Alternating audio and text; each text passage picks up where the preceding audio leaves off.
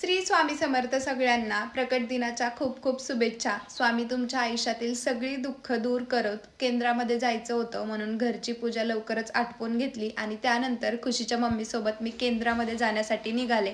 आता गुरुवार असेल किंवा प्रकट दिन असेल तर रात्रीच्या वेळेमध्ये भरपूर गर्दी असते.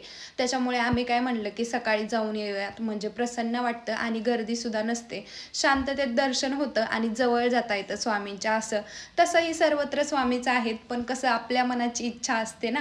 प्रसाद वगैरे घेतला, तिथं 5-10 मिनटं बसलो आणि त्यानंतर घरी आलो.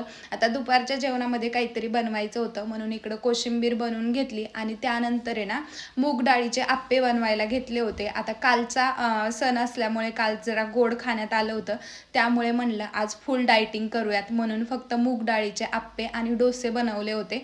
बाकी भाकरी वगैरे काही नव्हतं आजच्या दुपारच्या जेवणामध्ये.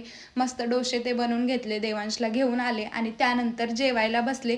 हेच होतं आजचं जेवण. भेटूया परतच्या व्हिडिओ. बाय.